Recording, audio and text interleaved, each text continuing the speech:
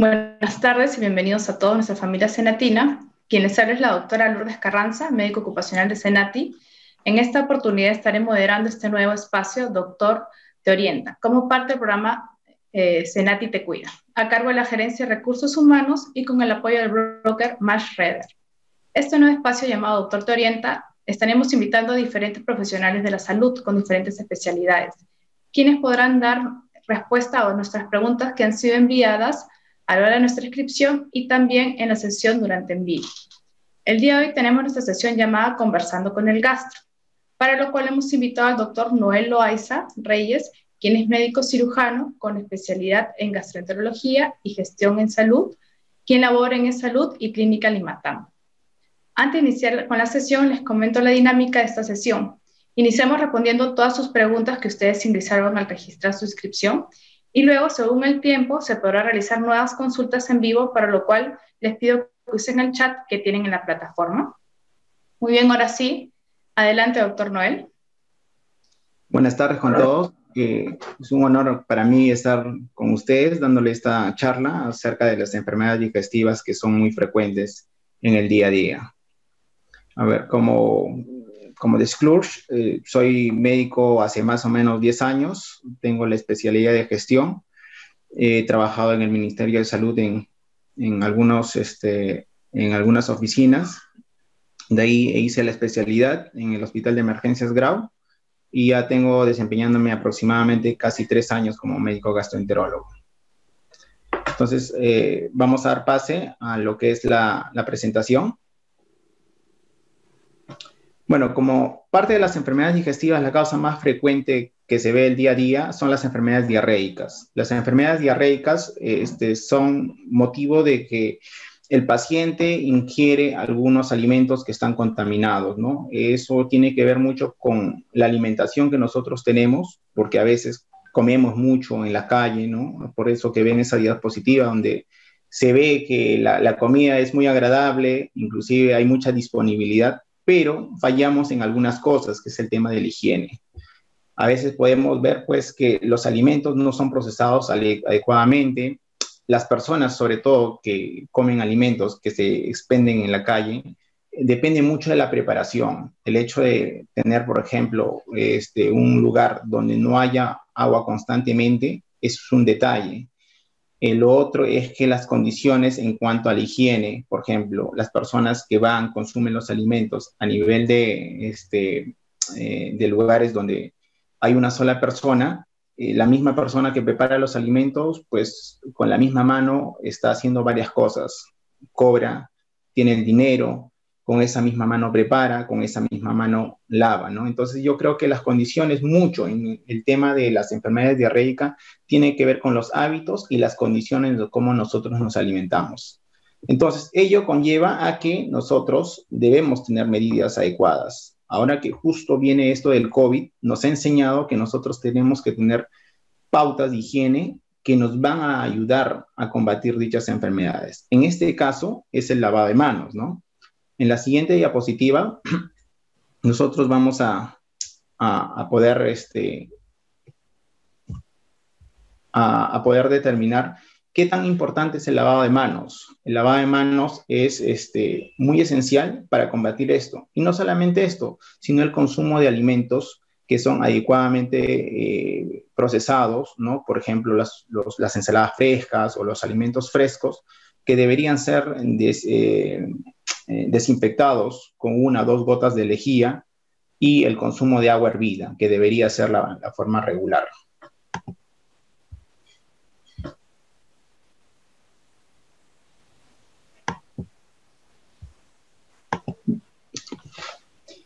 En esta diapositiva lo que quiero hacer ver es qué tan importante es el lavado de mano. Es algo tan simple, es algo que nosotros debemos hacer constantemente y sobre todo cuando ingerimos alimentos. En este lado, que es en el lado superior izquierdo, vemos una mano, la cual es antes del lavado. A esta se le ha puesto rayos ultravioleta y vemos que la coloración es celeste, azulada. Cuando la persona se lava, ¿no? Sin ningún implemento como jabón, todavía sigue persistiendo pues el número de bacterias. Cuando las personas, dependiendo mucho del uso del jabón o de otro elemento que tenga, se lava un tiempo adecuado, estos van a ir cambiando paulatinamente. Entonces, cuando más tiempo pase en contacto con el jabón, porque el jabón lo que hace es matar a las bacterias, las manos van a quedar limpias. Entonces, imagínense, si nosotros estamos en el carro, estamos en diferentes actividades y vemos que las manos están así, nadie va a querer comer, porque eso conlleva a pasar los alimentos y esos alimentos van a estar contaminados. Es por eso que es necesario. Es muy frecuente el hecho de ver en la consulta a los pacientes que tengan diarrea por hábitos inadecuados en cuanto a la higiene.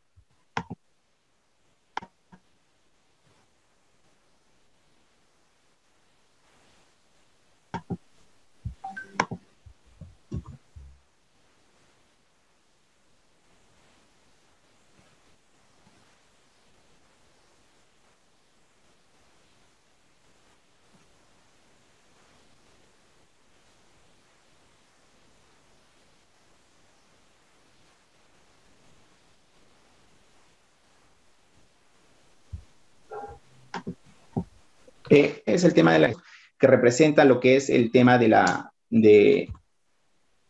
bacteria. Entonces, muchos cuando en la consulta vienen porque ya han tenido previamente gastritis y han sido informados y hablan del Helicobacter pylori.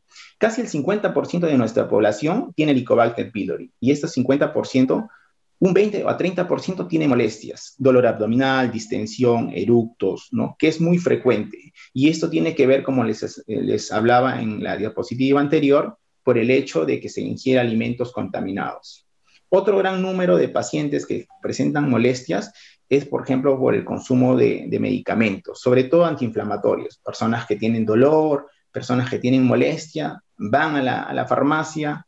Entonces, el farmacéutico que no tiene conocimientos receta, da una cosa por otra o les prescribe medicación de forma inadecuada. Entonces, los pacientes llegan con dolor abdominal porque tomaron un analgésico por algún tipo de dolor y en algunos casos puede llegar inclusive a tener úlcera.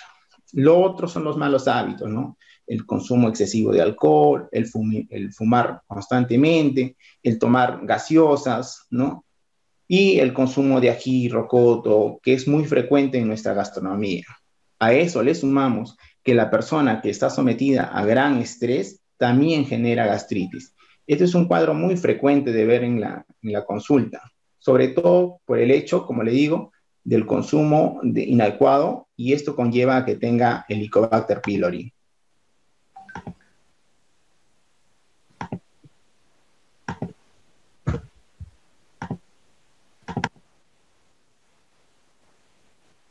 Ahora, ¿cómo vamos a prevenir eso?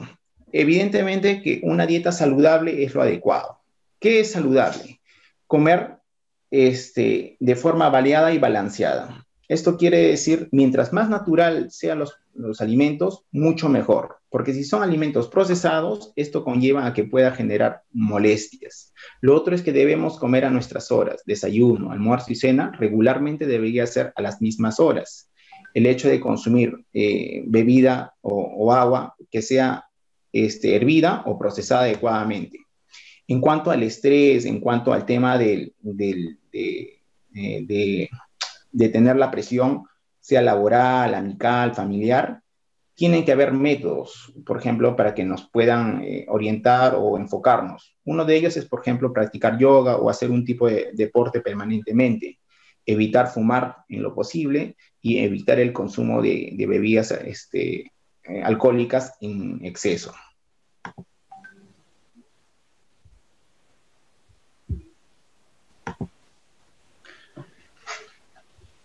Una causa muy frecuente también en la consulta es el síndrome de intestino irritable, ¿no? Los pacientes vienen por dolor, diarrea, estreñimiento, y eso está muy relacionado mucho. A veces ha tenido un evento, de repente, pues el paciente fue y ha tenido una mala noticia, tiene una pérdida familiar, ha tenido problemas en el trabajo. Entonces, eso está muy relacionado en las personas jóvenes y esto se ve con mucha más frecuencia. Dentro de estos están, por ejemplo, la ingesta también. Mucho tiene de lo que nosotros tenemos como síntomas, es qué es lo que nosotros comemos y los hábitos que tenemos. Consumo, pues, nuevamente gaseosa, el fumar, ¿no? El hecho de automedicarse. Hay algunos alimentos, como la leche, que generan intolerancia. Esto puede también ser debido a otros alimentos. En algunos casos, algunos tienen intolerancia al gluten y generan molestias, y esto puede en conjunto activar lo que se llama el síndrome de intestino irritable, que el paciente va médico tras médico, a veces va a la consulta porque ya le han hecho endoscopía, colonoscopía, ecografía, y está muy preocupada de salud porque no mejora. Entonces, esto se va tornando en un círculo vicioso. El paciente tiene una preocupación enorme por las molestias que tiene a nivel gastrointestinal y esa preocupación conlleva a que tenga más molestias. Entonces, al paciente se le debe enfocar, ayudar, a orientar, ¿no? Explicarle que este problema que tiene es muy frecuente, pero siempre y cuando habiendo descartado otras enfermedades que podrían darse, ¿no? Como es el tema de la gastritis que podría imitar esta enfermedad.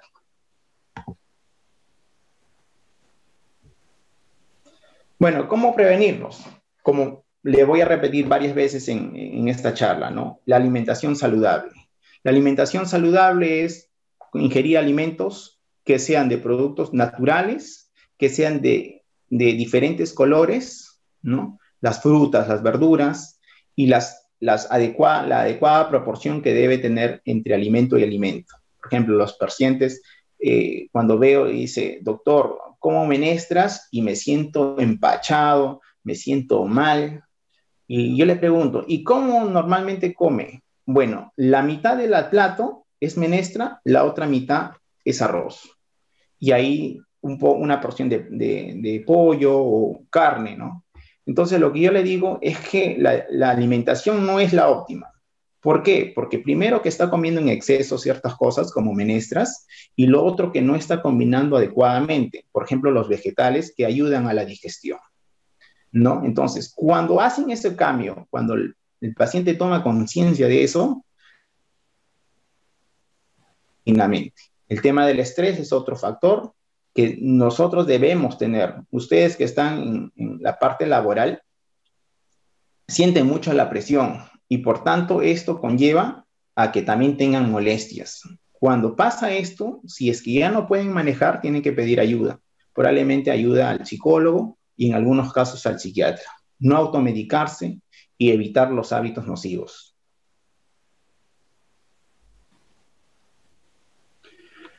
Después se ven muchos pacientes, ahora sobre todo, que son jóvenes, ya, sobre todo en las mujeres.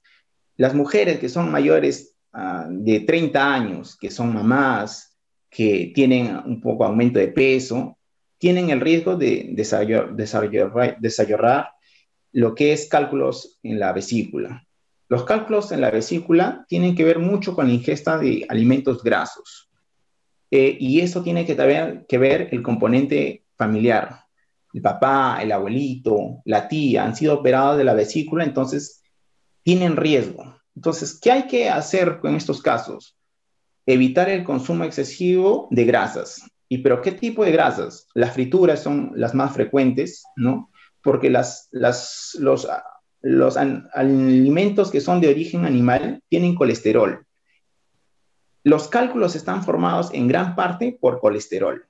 Entonces, a veces se van a una parrillada, comen mucha grasa y al día siguiente, pues, van a la consulta porque tienen dolor abdominal. Un dolor abdominal en el lado derecho, en la parte debajo de la costilla.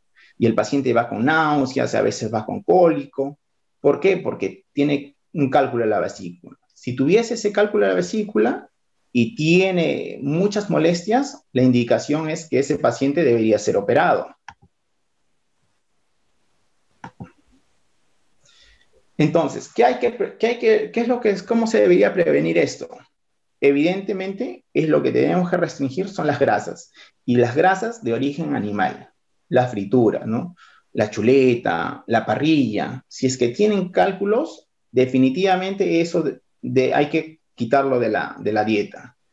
Y lo otro, para prevenir las molestias o el dolor o las complicaciones, es operarse.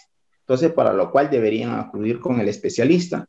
¿Por qué? Porque esto, como le digo, mucho ha variado nuestra dieta y nosotros tenemos ingesta de alimentos que son de origen animales y muchos de estos son procesados. Y al final tenemos acá como la imagen del lado derecho, ¿no? Donde tenemos piedritas. Y estas piedritas van a generar molestias.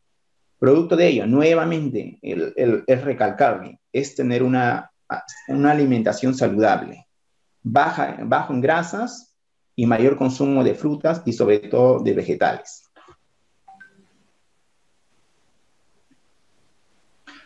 Otra causa es el estreñimiento.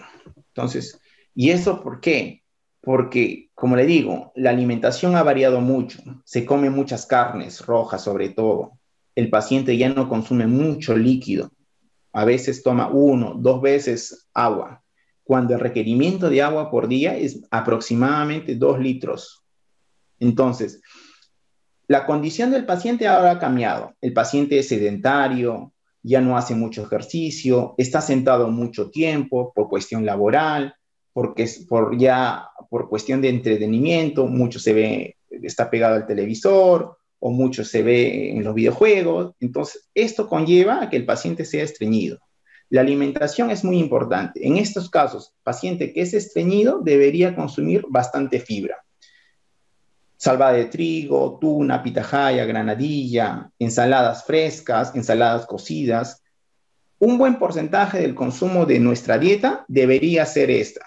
Estamos hablando de más o menos un 30% de este tipo de alimentos debería conllevar la dieta diariamente para evitar el estreñimiento. A veces el paciente viene 1 o 2 días, no han evacuado y vienen con disconfort, molestias. Entonces, cuando le dicen, tienes que hacer esto, comer sano, tienes que tomar bastante líquido y hacer ejercicio, sin necesidad de medicación, el paciente va mejorando. Si a pesar de ello el paciente sigue con molestias, ya es necesario incrementarle la necesidad de fibras. Y lo otro es darle ya medicación. Entonces, ¿cómo se previene esto?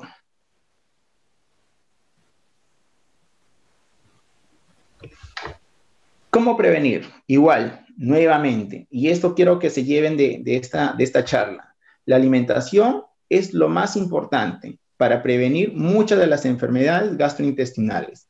Alimentación saludable, una buena hidratación y ejercicios de forma rutinaria.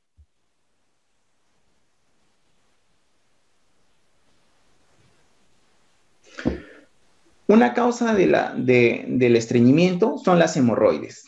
Uy, paciente, cuando llega asustado, doctor, ¿qué ha pasado? Mire, estoy sangrando varios días, y a veces pues dicen, uy, ¿no será otra cosa más importante? A veces ya lo relacionan que esto podría ser que tuviese cáncer. Entonces, cuando uno indaga, ¿pero qué es lo que ha pasado? ¿Eres estreñido? Sí, doctor, no voy 1 o 2 días al baño, hago mucho esfuerzo al defecar. ¿Estás sentado paulatinamente 2, 3 horas? Sí, yo soy conductor y estoy unas 4 horas manejando. ¿Tu labor es cargar mucho peso? Sí. Y sobre todo los pacientes, cuando han comido, por ejemplo, ají o rocoto, comen un montón y al día siguiente ya se han inflamado.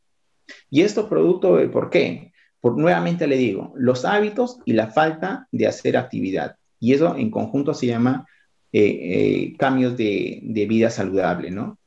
Entonces, el licor, los condimentos, el estar sentado mucho tiempo, el cargar excesivo peso, ¿no? El estar estreñido conlleva a que tenga hemorroides el paciente. Entonces, ¿qué hay que hacer? Si se tiene eso, hay que identificar qué grado de hemorroides son. Entonces, cuando se le da tratamiento, se le manda baños de asiento, se le da crema, el paciente mejora. Pero cuando se descuidan nuevamente, cuando tienen esos desarreglos, otra vez viene. Entonces, el paciente ya tiene conciencia y cuando ves Cuando ve el paciente sangre es cuando más miedo tiene. Entonces, lo que tiene que evitar eso para contrarrestar las hemorroides es, pues, alimentarse adecuadamente, igual tomar bastante líquido, hacer ejercicio, no cargar mucho peso, ¿no? Ustedes en la parte de salud ocupacional, pues, les han enseñado que cuál es la cantidad de peso que deberían cargar, cuáles son los implementos que ustedes deberían tener para hacer sus labores diarias, ¿no? Y nuevamente, comer sano, hidratarse adecuadamente, hacer ejercicio y evitar. Eso lo van a escuchar frecuentemente. Eso lo van a ver para el tema de la gastritis, lo van a ver para el tema del estreñimiento, lo van a ver para el tema de las hemorroides, lo van a ver con el tema del síndrome de intestino irritable. Eso es el key del asunto en esta presentación, que el paciente, que la persona que está recibiendo esta charla tome conciencia en cuanto a su alimentación, en cuanto a su actividad física y en cuanto a sus hábitos.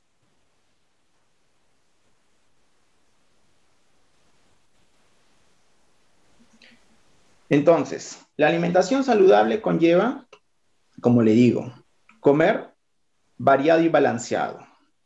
Las carnes se puede comer, carnes blancas de preferencia, pollo, pescado, el consumo de proteínas en el caso del huevo, las frutas de diferentes colores, ¿no? Igual que las ensaladas, las proporciones deben ser adecuadas, comer a sus horas, hidratarse adecuadamente, hacer actividad constantemente. Y para prevenir temas como el helicobacter, como las enfermedades diarreicas, el lavado de mano. Se recomienda que debería ser unos 20 segundos con agua y jabón. Ahora que, como le digo, esto del COVID nos ha hecho repensar muchas cosas. A veces, pues nosotros pensamos que necesitamos una medicina muy, pero muy avanzada para combatir el COVID.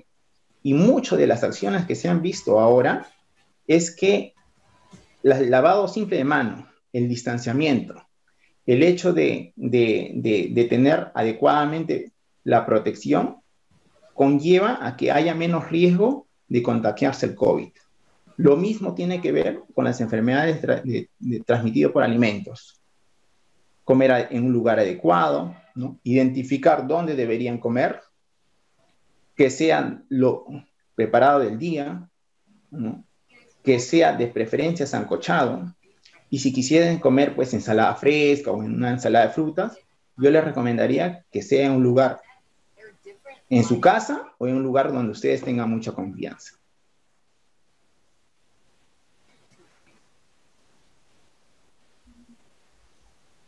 Y bueno, y los hábitos, ¿no? Los hábitos, el alcohol y el cigarrillo, eso hay que apartarlos. Y bueno, y para concluir la charla, le voy a dejar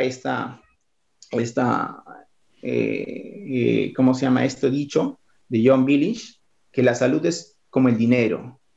Nunca tenemos una idea real de su valor hasta que lo perdemos. Por eso que es necesario prevenir antes de lamentar cualquier enfermedad.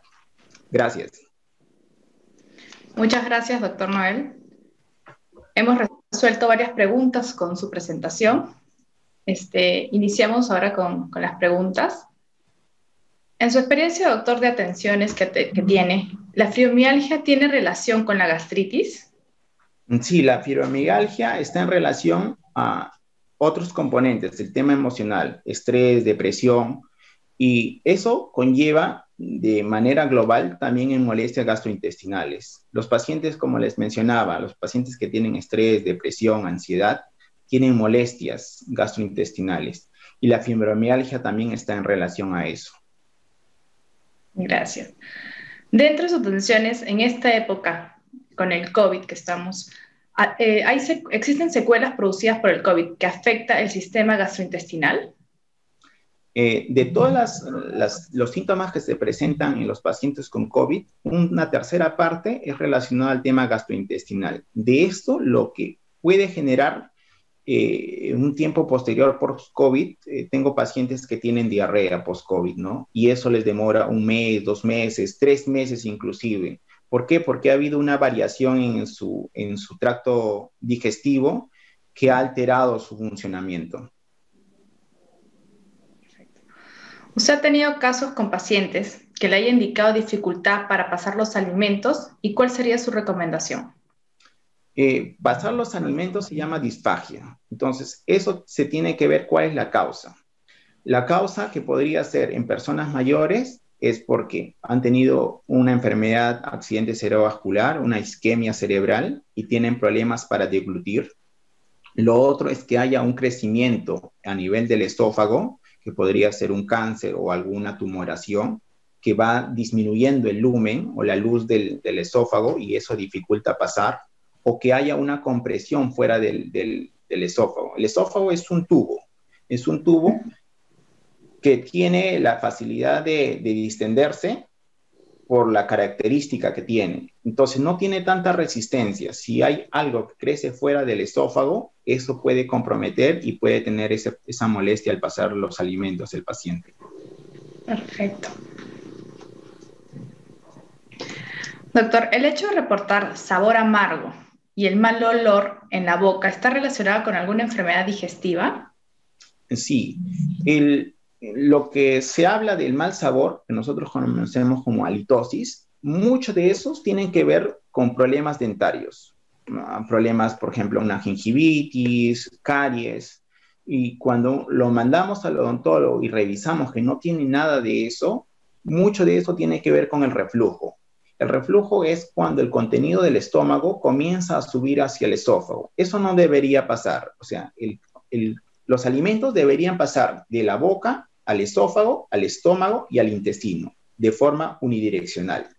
Cuando ya regresa, eso es anormal y eso se conoce como reflujo.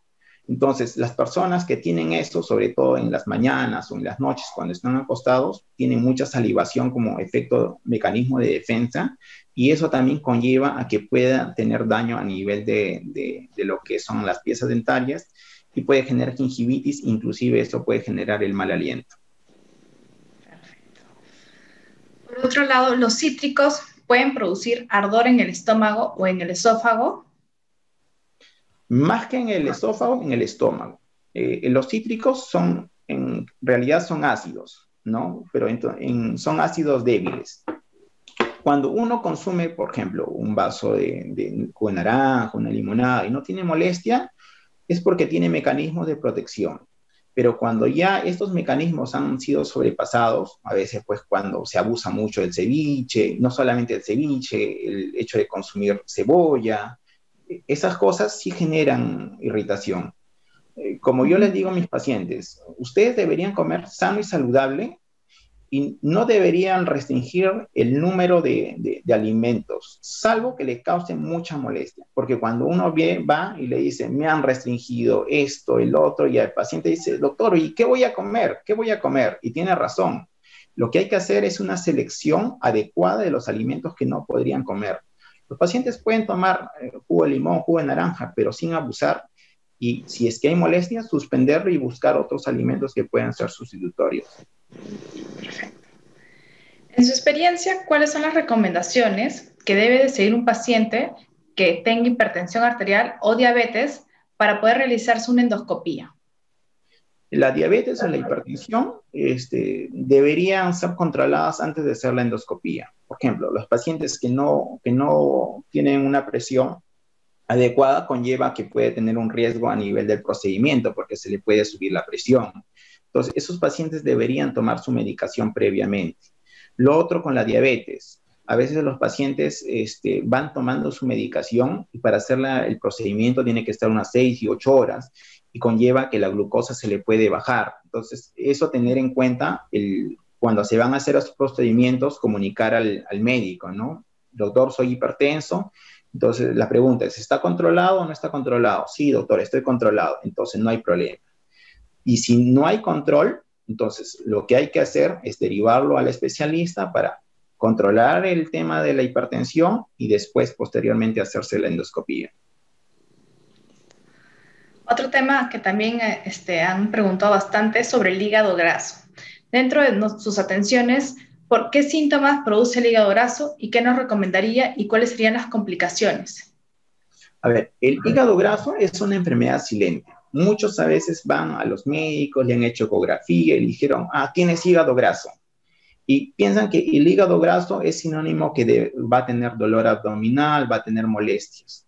La gran mayoría de los pacientes que tienen hígado graso no tienen molestias y se halla ecográficamente o porque tienen antecedentes de importancia, como hipotiroidismo, como dislipidemia, cuando tiene el colesterol o los triglicéridos altos, que son obesos o son diabéticos, ¿no? Entonces, cuando tienen esto, el paciente ya dice, doctor, ¿qué puedo tomar? Y todo se asocia a que un medicamento va a solucionar. El hígado graso, dentro de lo que nosotros estamos viendo, es una enfermedad, es parte de una enfermedad metabólica. Es algo que nosotros hemos ido adquiriendo de a poco, por malos hábitos de alimentación, por el sedentarismo, por el hecho de consumir ciertos medicamentos de repente, ¿no? Entonces, inclusive el alcohol genera hígado graso. Entonces, los síntomas a veces no se presentan y se halla ecográficamente por algún otro tipo de estudio. Por ejemplo, le mandaron una ecografía para buscar cálculos en la vesícula y le encontraron hígado graso. Entonces, el hígado graso no da síntomas. Eso sí, hay que tenerlo en claro. Pero así como no da síntomas, puede generar complicaciones posteriores. De repente, no en un año, no en 2 años, no en 5 años. Cuando el hígado graso se acumula, o sea, la grasa se acumula a nivel del hígado en gran cantidad, genera inflamación, ¿ya? Y esta inflamación, cuando es crónica, se cronifica, puede conllevar a la cirrosis. Pero ahora todos dicen, pero, uy, tengo hígado graso. De estos que tienen hígado graso, solamente un 1% va a desarrollar en cirrosis, ¿ya? Entonces, pero eso se ve en 15 o 20 años. Entonces, lo que debería hacer en ese tiempo que la persona tiene esos 15 años es cambiar sus estilos de vida. Erradicar mucho lo que son los carbohidratos de tipo harina refinada, comer pan, fideos, tortas, tortis, golosinas en exceso. Porque lo que mucho el peruano tiene la ingesta de sus alimentos es carbohidratos, muchos carbohidratos. Esos carbohidratos se van a convertir en energía. Es como cuando le echo gasolina al carro. Eso se van a convertir en energía. Pero cuando yo tengo exceso de energía, el cuerpo lo que hace es almacenarlo y lo almacena en función a grasa. Y esa grasa se acumula en diferentes lugares. Una de ellos es el hígado. Y conlleva, como le digo, en un porcentaje pequeño en cirrosis. Pero no solamente eso, sino también es un factor de riesgo para la diabetes, para la hipertensión, ¿no? Que son enfermedades metabólicas. Perfecto. Doctor, la llenura precoz y sensación de náuseas, a pesar de que el paciente coma muy poquito a comparación de antes, ¿se puede considerar como una urgencia médica? Es un signo de alarma. Cuando el paciente come y se llena rápidamente, es que el estómago ya no tiene esta función de distenderse como debería. Digamos, eso quiere decir que hay algo más. De repente, pues hay una úlcera, de repente hay una tumoración que no está dejando distender. Entonces, sí se debería hacer una endoscopía. Una paciente que tiene llenura precoz y que no mejora, debería hacerse una endoscopía. Perfecto. Doctor, ¿qué pasa si una persona se encuentra un bulto en el estómago? Refiere que luego de ingerir alimentos, esto aumenta un poco más. ¿Cuál sería la causa? Los bultos hay que buscarlas. A veces pueden confundir cuando hay una contractura a nivel del abdomen y pueden generar bultos. Puede ser uno de ellos, o otro que realmente puede haber otra patología. A veces pueden ser tumoraciones. Eso es necesario completar con estudios, tanto endoscópicos como imagenológicos, una ecografía o una tomografía. Perfecto. ¿Cuáles son los alimentos que debe consumir una persona que presenta glucosa elevada? Nuevamente, los hábitos, ¿no? El diabético puede comer siempre que sea sano en porciones adecuadas. Puede consumir frutas, puede consumir verduras, ¿no? Pero lo que sí tiene que bajar el consumo es de azúcares. Pan, fideos, ese tipo de harinas también tiene que reducir el consumo bastante. Y ahora se dice pues que los jugos antes se pensaba que eran muy sanos se prohíbe mucho en los diabéticos. ¿Por qué? Porque el nivel de glucosa es muy alto. En estos casos, los pacientes deberían consumir las frutas, pero en trocitos. Así es. ¿Qué es una alimentación balanceada? Como les hablaba en la exposición, ¿no? Una alimentación balanceada es que tenga las proporciones adecuadas de carbohidratos, que son el pan, las frutas, las verduras, la papa, el camote, la yuca, en más o menos en un 40% a un 50% de lo que se come regularmente. Un 20 a 30% debería ser carbohidratos, ¿ya? Y lo otro restante debería ser el tipo de grasas. Pero no todas las grasas son malas. Hay grasas buenas y son las grasas de origen vegetal. Por ejemplo, la palta, el aceite de oliva, lo que es, por ejemplo, el aceite de girasol, el aceite de coco. Eso debería regularmente consumirse. ¿Por qué? Porque ayuda mucho a la digestión. Entonces, lo otro es consumir los alimentos de diferentes características, ¿no? Las frutas, por ejemplo, de diferentes colores, igual los vegetales de diferentes características, ¿no? ¿Y eso por qué? Porque dentro de los vegetales están lo que son las vitaminas, dentro de las frutas están las vitaminas y los oligoelementos, porque a veces nosotros van a la consulta y piden desesperados, doctor, necesito vitaminas. Las vitaminas no van a actuar solas, tienen que tener un componente, tienen que haber una buena proporción de alimentos para que puedan actuar. Y estas vitaminas están en las frutas, están en las verduras, están en las carnes, ¿no? Están en el huevo, y eso debería consumirse de manera regular. Perfecto. ¿Cuáles son los exámenes, doctor, que una persona debe realizarse periódicamente para prevenir enfermedades gastrointestinales? Eso va a depender mucho de factores de riesgo. Por ejemplo, paciente que pasa los 40 años ya debería hacerse un examen cada cierto tiempo, entre 1 año a 3 años. Eso va a depender mucho de otros factores. Si tiene antecedentes familiares de cáncer, si es que el paciente ha tenido de repente Helicobacter pylori y ha generado en úlcera, si es que tiene signos de alarma como baja de peso, como sangrado, como dolor abdominal. Entonces, los exámenes periódicos como screening, o sea, es algo para buscar que haya enfermedad, pero sin que dé manifestaciones, se debería dar de acuerdo a cierta edad. Para endoscopías es a partir de los 40. Para las colonoscopías es a partir de los 50.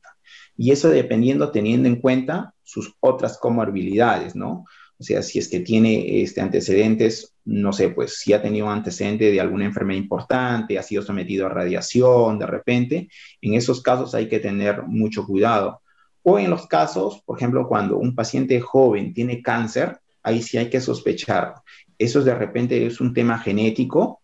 He visto chiquitos, chicas de 20, 25 años que han tenido cáncer. No, usualmente el cáncer a esa edad no se presenta después de los 40.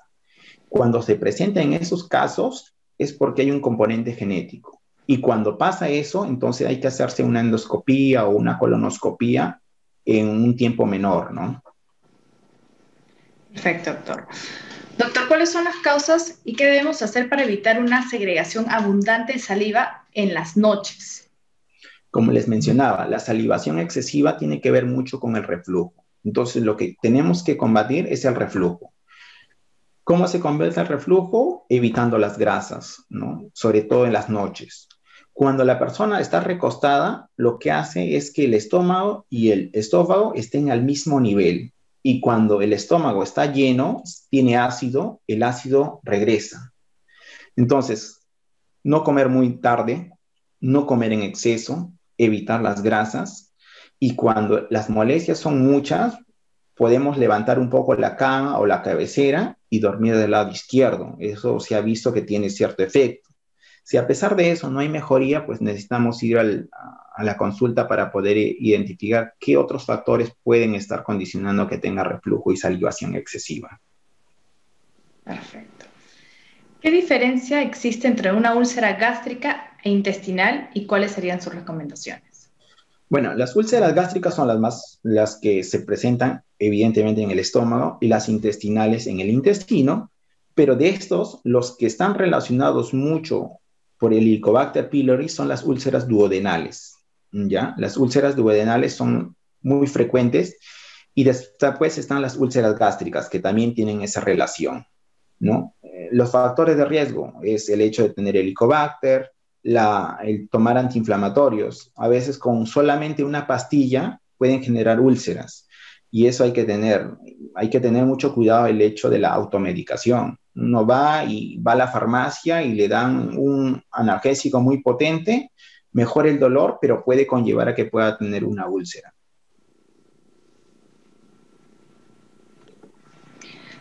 Otra pregunta, doctor, es, ¿el consumo diario de frutas en la cena está contraindicado? Y si solo se puede comer frutas en la cena y no lo que es carbohidratos, carnes. A ver, como le mencioné, tiene que ser balanceado. Ahora, eso va a depender mucho también de la digestión. Las frutas son un poco más fáciles de digerir que las carnes. Dentro de las frutas hay bastantes carbohidratos, ¿ya? Entonces, hay algunas frutas que conllevan a más flatulencias o más distensión, tipo la manzana, el plátano. La alimentación, como le digo, debería ser combinada. De repente, consumir lácteos, consumir yogur, si es que es posible, junto con la ensalada de fruta. Y si es que no tiene molestia, lo puede comer de manera regular en las noches porque es más fácil de digerir. Perfecto. ¿Una tos persistente puede ser un problema digestivo? Sí, dentro del reflujo hay síntomas que son clásicos, ¿no? El hecho de que suba el jugo gástrico y genere acidez, o siente que quema detrás del pecho, y eso se llama pirosis. Entonces, esos son síntomas clásicos de reflujo. Y hay síntomas atípicos, como por ejemplo una tos persistente, el hecho de que el paciente pueda tener sinusitis o que pueda tener crisis de asma recurrente, ¿no? Entonces, sí está relacionada. ¿Por qué? Porque el ácido sube y puede conllevar a que haya inflamación de la garganta y eso genere irritabilidad y genere tos, o inclusive puede generar crisis de asma en algunos casos. Perfecto. ¿Los niveles bajos de hemoglobina se pueden deber a un problema gástrico? Sí, hay que buscar las causas. Cuando un paciente tiene baja la hemoglobina, hay que buscar causas de pérdida. Mucho se ve la pérdida por el tubo digestivo, a veces por las heces, pero a veces, cuando uno le pregunta, pero doctor, yo no veo, mis heces están normales. El sangrado a veces es microscópico, entonces por eso que se tiene que evaluar y ver la condición. Otra causa de anemia es que los pacientes tengan helicobacter. A veces se le han estudiado la causa, pues, que no sea ginecológica, que no esté perdiendo sangre por la orina o por las heces, y se detecta que tiene helicobacter, se le da tratamiento y mejora el tema de la anemia. Perfecto. Doctor, la persistencia de los síntomas de gastritis en pacientes que concluyeron su tratamiento, ¿qué recomendación les brindaría o nos brindaría? Bueno, sí, a veces cuando ya recibieron, por ejemplo, tratamiento para Helicobacter y no mejora, hay dos cosas. O este Helicobacter se ha vuelto resistente porque se ha utilizado muchas medicinas en alguna otra oportunidad, porque el Helicobacter es una bacteria y requiere antibióticos para erradicarlo. O lo otro es que esas molestias no sean netamente del tema del estómago, sino que sea de otro órgano, que en este caso sería el intestino grueso, ¿no? Por la acumulación de gases o por el bajo umbral al dolor, y buscar otras causas, ¿no? Podría ser, pues, una colecistitis, un cálculo también que a veces se llega a confundir con gastritis. Identificar bien, porque no todo es el síntoma de dolor abdominal es sinónimo de gastritis. ¿Qué relación existe entre la ansiedad, estrés y la depresión con la gastritis? Sí, como les mencionaba anteriormente, la fibromialgia, que está relacionada mucho a estos factores, tiene mucha influencia. Se habla que hay una relación entre el cerebro, lo que nosotros sentimos, y las molestias gastrointestinales. Por eso que le decía, los pacientes que son depresivos, ansiosos, ¿no? Y ellos mismos se dan cuenta, cuando tienen mucha más ansiedad, tienen mucha más molestia. Cuando ya llegan a controlar eso, sus molestias disminuyen, pero sí hay mucha relación entre el tema de estrés, depresión, ansiedad y molestias a nivel del tubo digestivo o gastrointestinales. Perfecto. ¿El Helicobacter pylori qué complicaciones nos puede generar? A ver, la causa más frecuente es que genere gastritis crónica. El Helicobacter pylori va a generar gastritis crónica y eso va a conllevar a que cada cierto tiempo tengan dolores, molestias. Lo otro es que puedan tener úlceras, pues, ¿no? Eso, como les hablaba, está en relación a úlceras gástricas y a úlceras a nivel del duodeno. Y en un número mucho más pequeño es el riesgo de cáncer de estómago.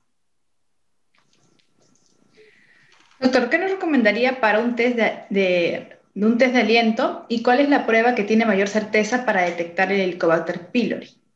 El test de aliento es específicamente para diagnosticar el Helicobacter pylori. ¿Ya? Es muy sensible esta prueba, pero se tendría que tener en cuenta en quiénes. Normalmente en pacientes menores de 40 años, porque en ellos el riesgo de cáncer es bajo.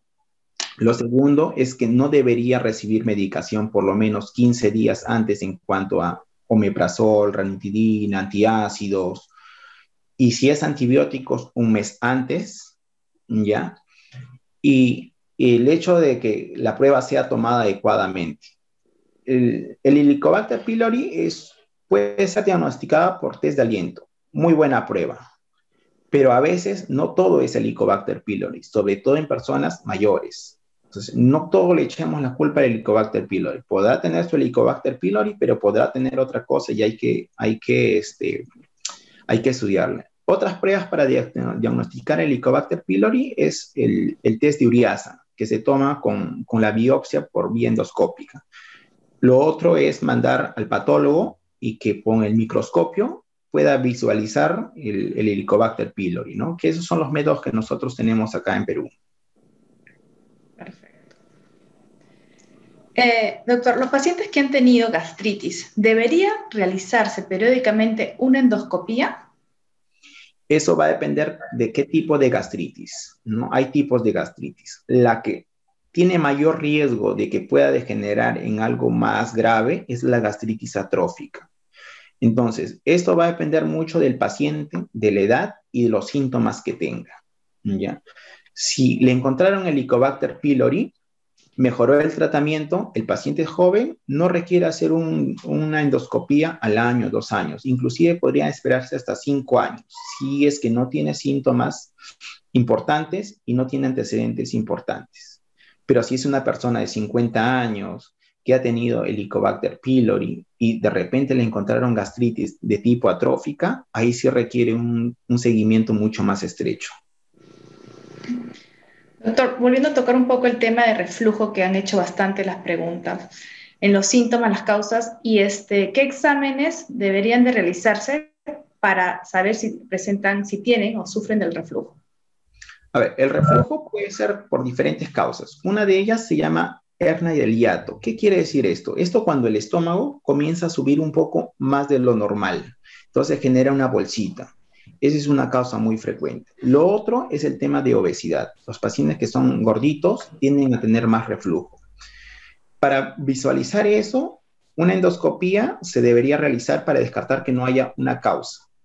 Si recibe tratamiento por el tiempo adecuado y no mejora, lo que se debería hacer es una pHmetría. Ese es un examen especial donde le ponen una sondita, un tubito por la nariz y tiene ese aparatito por lo menos unas 24 horas. ¿Ya? ¿Eso qué quiere decir? Que ese aparatito va a medir cuánto de ácido sube al esófago y en cuánto tiempo. Entonces, esa es la prueba más importante para hacer diagnóstico de reflujo.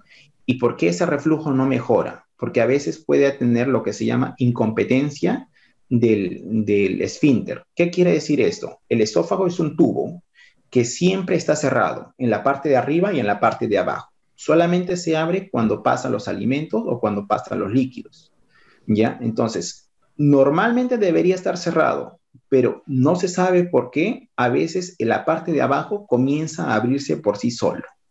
Entonces, para esa prueba se requiere también el hacer la pHmetría. Perfecto. Doctor, para finalizar y agradecer su participación, tenemos una última pregunta. ¿Cuáles serían las recomendaciones para prevenir las enfermedades gástricas?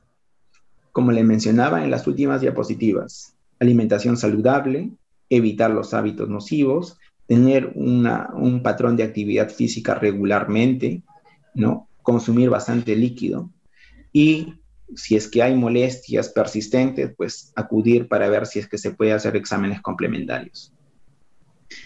Perfecto. Muchas gracias, doctor Noel. Desde el equipo que conforma esta actividad, con usted estamos iniciando este programa. Desde la institución agradecemos por su participación. Listo, gracias. Gracias a todos ustedes por haber participado del primer conversatorio. Hasta luego, buenas noches.